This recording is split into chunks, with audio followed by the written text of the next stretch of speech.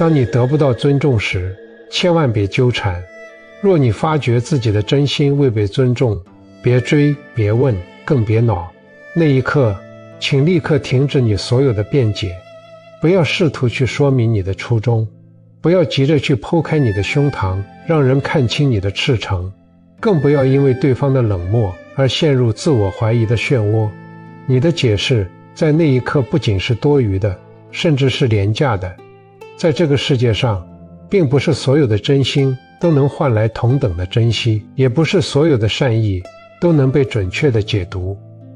当尊重缺席的时候，沉默转身，安静离开，才是给你自己内心最妥帖的慈悲。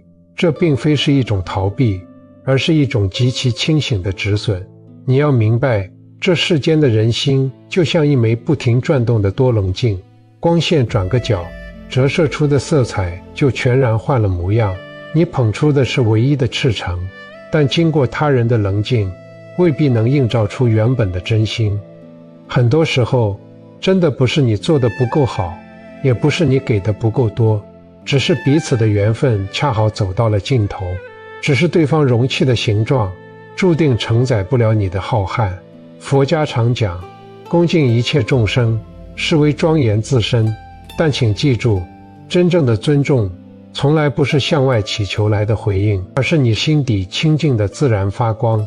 它从不是等价交换的筹码，而是当你觉知到众生皆有不易，皆有局限后的坦然。所以听我说，当你的光芒照不进别人的窗口时，别去砸窗，把光收回来，照亮你自己的路。我想讲一个发生在我们身边极其实在的故事。这不是古老的传说，而是一个关于付出与边界的现代隐喻。在一个旧式的居民大院里，住着一位沉默寡言的老花匠。他并不是职业的园丁，只是一位退休的老人，平时喜欢摆弄花草。大院的公共区域原本是一片荒芜的泥地，堆满了杂物和废旧的自行车。老花匠心生慈悲，觉得这块地若能开出花来，邻居们进进出出，看着也欢喜。于是他开始默默地清理，起初是搬走生锈的铁架，然后是翻土、施肥。他自掏腰包买了上好的月季和绣球花苗，整整一个春天，他都在那里弯腰劳作，汗水滴进土里，双手沾满了泥垢。他心里想得很简单，花开了，大家的心情也会好。夏天到了，花真的开了，姹紫嫣红，香气袭人。起初，邻居们确实驻足观赏，有人夸赞，有人拍照。老花匠看着，心里暖融融的。然而好景不长，随着花越开越盛，麻烦也随之而来。有人为了抄近路，直接踩进了花坛，踩折了娇嫩的枝丫。有人嫌花丛招蚊虫，言语间开始抱怨这片花多余。甚至有一天，老花匠看到一位年轻的租客，为了停放他的电动车，竟随手将一丛盛开的绣球连根铲除，仅仅因为那花挡了路。老花匠那一刻愣在原地，他本能地想要上前理论，想要大声质问，这是我辛辛苦苦种了半年的心血，你怎么能如此践踏？他感到一股热血涌上头顶，委屈、愤怒、不甘交织在一起。但他最终没有迈出那一步。他看着那个年轻人满不在乎的背影，看着那株倒在泥泞里的绣球花，突然明白了一件事，那个年轻人并不恨花，他只是看不见花。在他的世界里，只有停车的便利，没有生命的绽放。老花匠如果冲上去争吵，得到的只会是一句多管闲事的羞辱，甚至更激烈的冲突。那天傍晚，老花匠做了一个决定，他没有找任何人抱怨，也没有贴出禁止践踏的告示，他只是默默地拿起了铲子，将那些幸存的名贵的花株一颗一颗地挖了出来，小心翼翼地移植到了自己家那个小小的封闭的阳台上。至于那片公共区域，他将其填平，铺上了简单的石板，变回了一条普普通通的路。邻居们后来问他，怎么不种花了？怪可惜的。老花匠只是淡淡地笑了笑，说，年纪大了，腰不行了，顾不过来了。他没有说实话，但这却是最大的实话。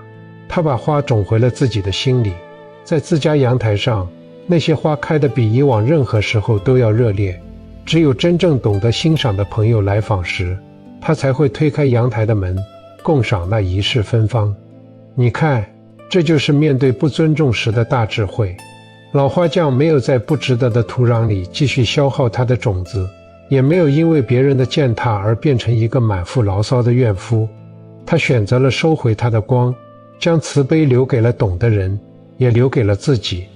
我也曾有过那样一段时期，像极了那个站在被践踏的花坛前的老花匠，却远没有他的通透。那时我总觉得，只要我足够真诚，只要我毫无保留的付出，就一定能融化坚冰，换来对方的理解与尊重。我曾试图去挽救一段早已失衡的关系，我把自己像蜡烛一样点燃，哪怕对方只是偶尔回头看一眼，我都觉得是莫大的恩赐。当对方对我的建议嗤之以鼻，对我的关心视若无睹时，我陷入了深深的恐慌。我开始反思，是不是我说话的方式不对，是不是我付出的时机不好。我变得小心翼翼，像个乞丐一样，试图通过不断的给予来换取一点点尊重的施舍。这种讨好让我变得面目全非，我失去了自己的边界，也失去了自己的风骨。无论白天黑夜，只要对方一个信息，我就立刻回应；只要对方一个皱眉，我就立刻检讨。我以为这是慈悲，是包容，直到有一天，我突然在镜子里看到了疲惫不堪、眼神涣散的自己，我才惊觉，我那所谓的付出，其实潜藏着一种巨大的傲慢和贪求。我傲慢地以为我能改变别人，我贪求着别人必须按我期待的方式来回报我。那一刻，我如同被冷水浇醒。原来，真正的尊重是建立在两个独立灵魂平等对视的基础之上的。当我把自己放低到尘埃里去求取尊重时，我就已经失去了被尊重的资格。我也终于明白，这世间有一种苦叫求不得，有一种累叫不被看见，而解脱这种苦累的唯一钥匙，不在别人手里，就在你自己转身的那一刹那。让我们把目光投向现在，投向你此时此刻的生活。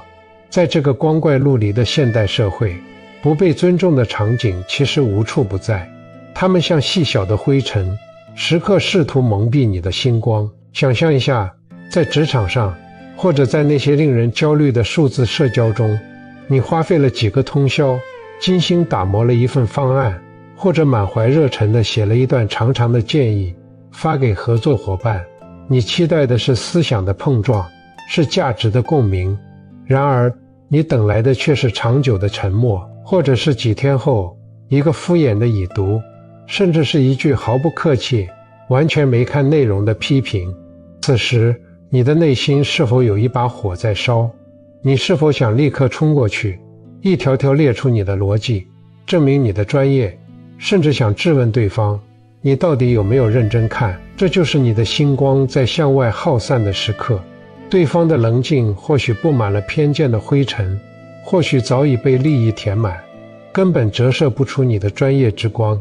此时的纠缠只会让你显得急躁且廉价。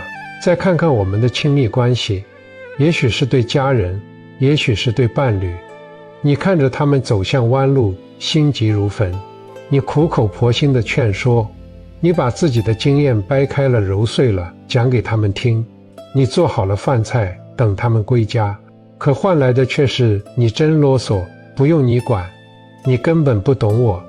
那一瞬间的刺痛，是因为你把被认可当成了爱的必需品。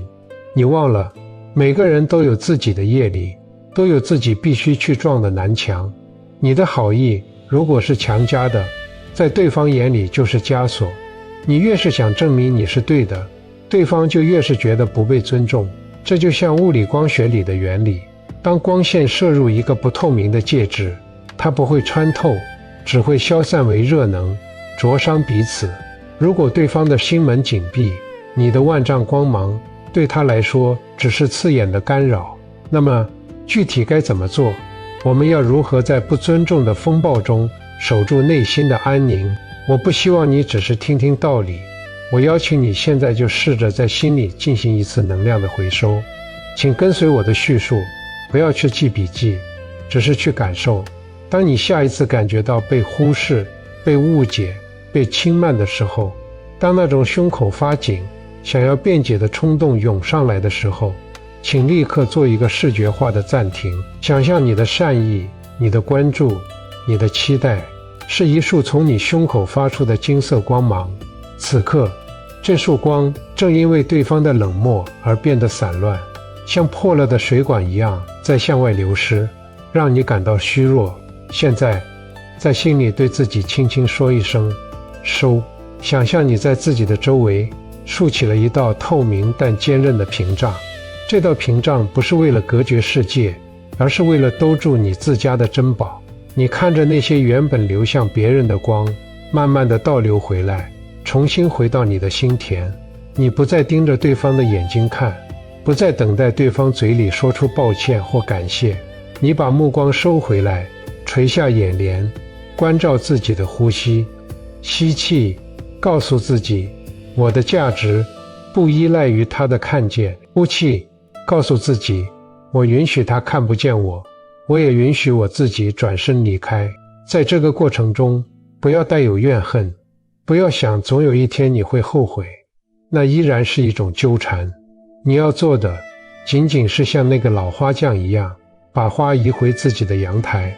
你要把那份想对他好的精力用来对你自己好，去给自己泡一杯茶，去读一本好书，去专注地完成手头的工作。你会发现，当你不再把别人的认同当作引路的灯，当你不再向外抓取时，你的世界会突然安静下来，一种前所未有的力量感会充盈你的全身。这就是不纠缠带来的奖赏。善良要有分寸，慈悲须有边界。不是所有人都能接得住你的真心，不是所有关系都配得上你的坦诚。有时的不纠缠从不是冷漠，而是对自心最实在的护持。放下别人的眼光，才看得见自己的光。不必求所有人懂你，这份不在意正是自在的开始。人生这条路，说长不长，说短不短。我们会遇到很多人，有人是镜子，照出你的不足；有人是棱镜，扭曲你的本意；也有人是灯塔，与你交相辉映。对于那些不懂尊重的人，他们只是你途经的一处风景，或许有些荒凉，或许有些崎岖，但请不要在那里搭帐篷，更不要在那里哭泣。愿你不高估人情，不委屈自己，不勉强关系，不轻贱本心。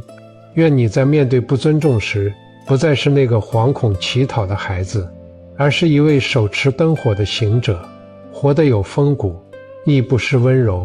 转身继续走你的路，那里风景正好。订阅我的频道，一步见山，见自己。